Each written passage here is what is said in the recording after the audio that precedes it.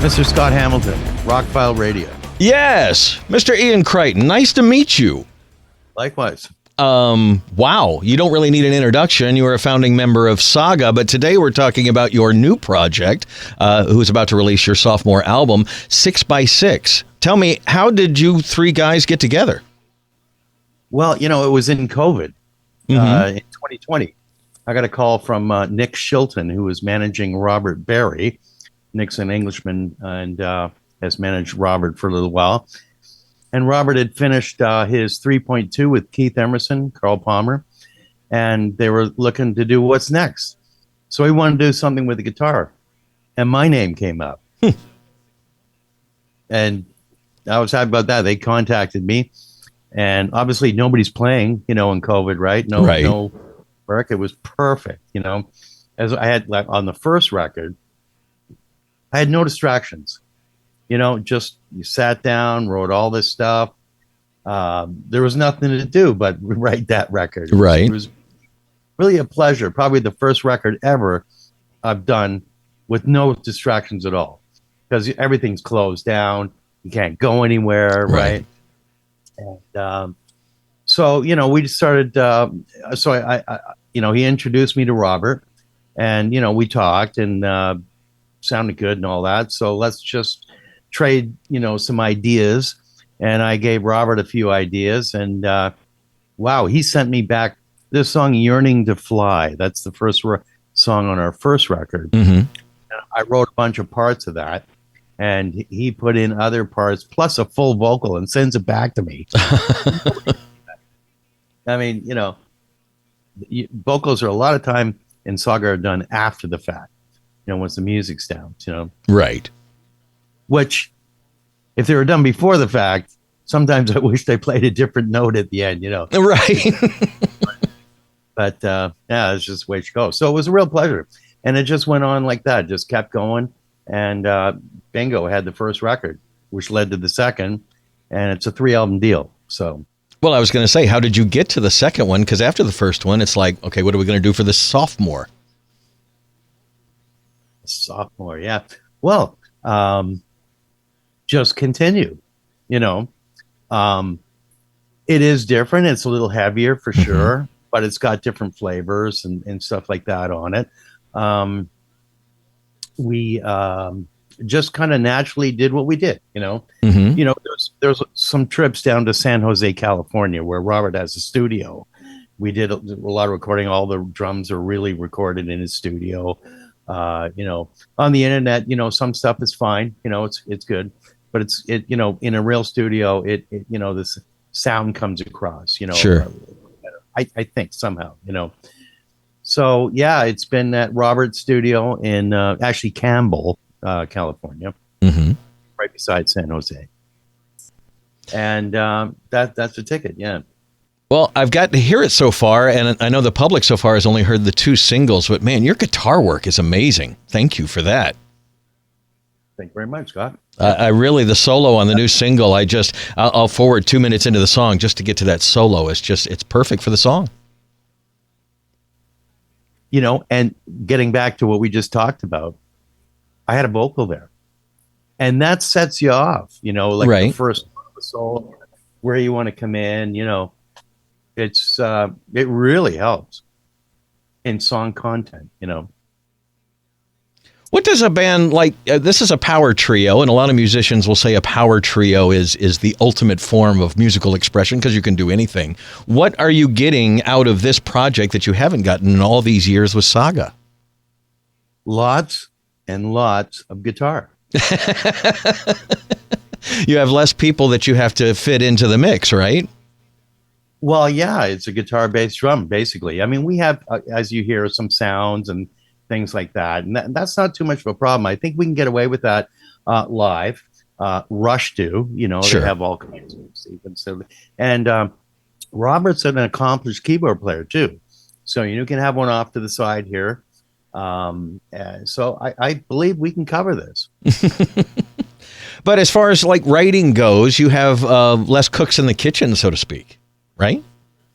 Yeah, well, it's mainly Robert and myself. And Nigel's quite busy. He's on tour right now with Judas Priest in his band Saxon, and we just grabbed him, because it's a strange trio, right? Because Robert is progressive. Mm-hmm.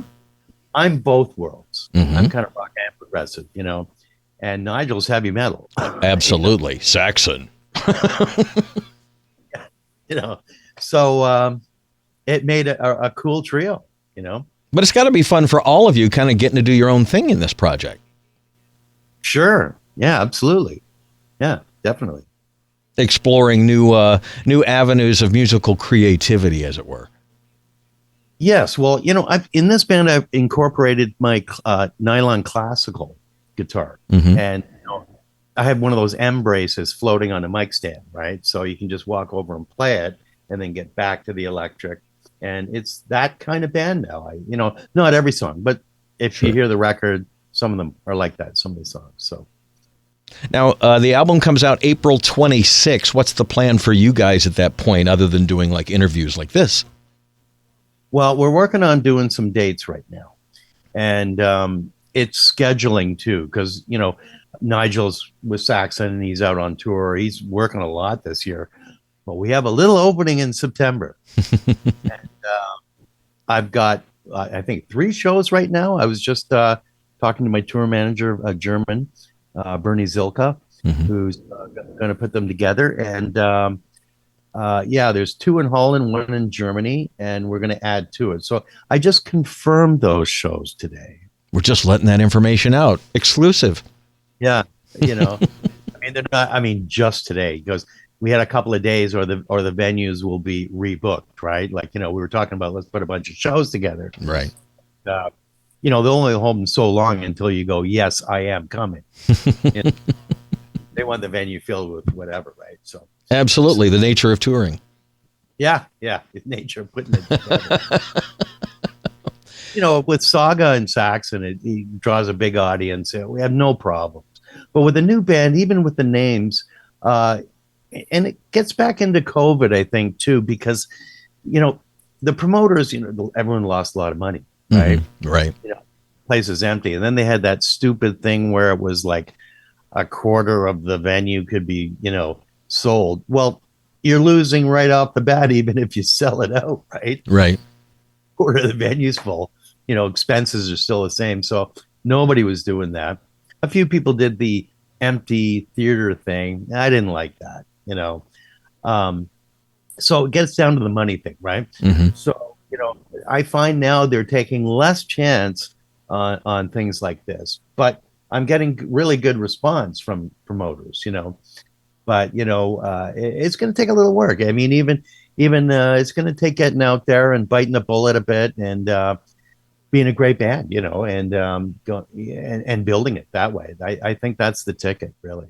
These days, I think people are into more tangible things, and you can build a rock band or a progressive band or whatever kind of band by touring, meeting people, shaking hands, kind of the old school way of doing it. Exactly. I mean, that's exactly what Saga did. But in those days, there was no other way, when Saga first started, played 3 years in clubs and started filling them and then got response and built it up and got a record deal and all that stuff. With this, we're already established players.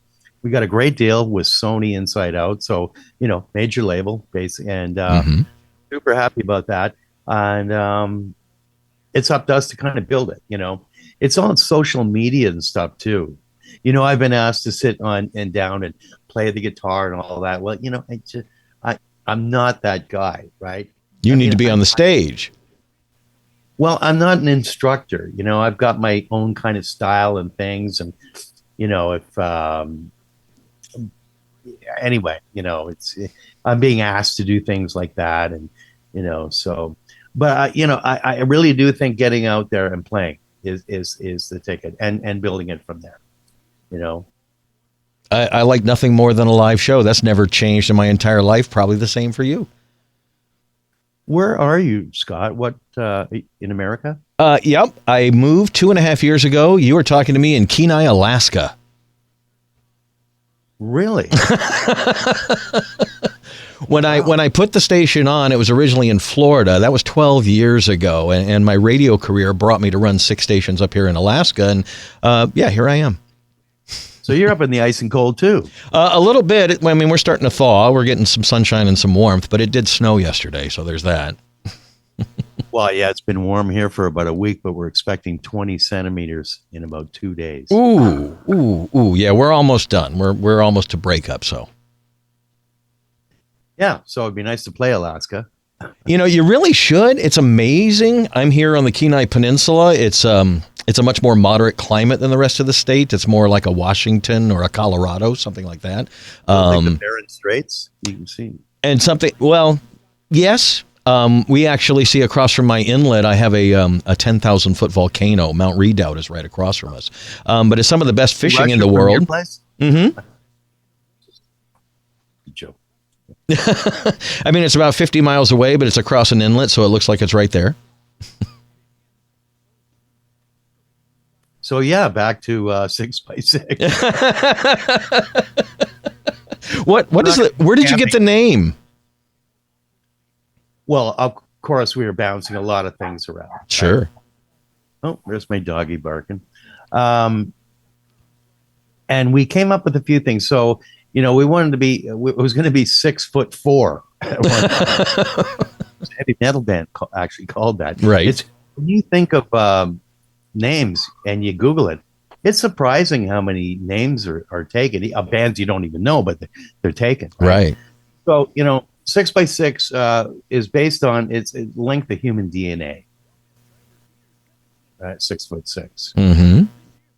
And that's really it. Otherwise, there's 3 guys in the band. We got 6 arms. And 6 legs and 6 ears and balls. Well, I love the album. I think it's actually, you have avoided the sophomore slump and actually taken the band a step up on the new album. So I can't wait for everybody else to hear it on April 26th. Fantastic. Yeah, we're looking forward to the third one too. I think we're developing. We're I get pretty excited about this. Oh, geez. When it rains, it pours. Yeah, really. Dog barking. You're going now. If I were doing this in my home studio, I would have 2 dogs to deal with, but fortunately I'm at work, so I only have salespeople to deal with. Ah. They're not dogs. No. Well, Ian, thank you for taking time out today. We look forward to hopefully getting you in Alaska at some point. That would be fantastic, Scott. I would love to show you around. Yeah. Oh, that'd be great. I've never been there. What? Come on up then. My daughter lives in Dawson City. Well, let's make this happen. Yeah, you have an excuse. I do. Well, Ian, thank you for taking time today. And I know you're preparing to launch this album. You're already working on the 3rd album. This is an exciting time for you. It must be. It is. I'm very excited. It's been great, Scott. Thank you very much. Thank you for taking the time. Rockfile Radio.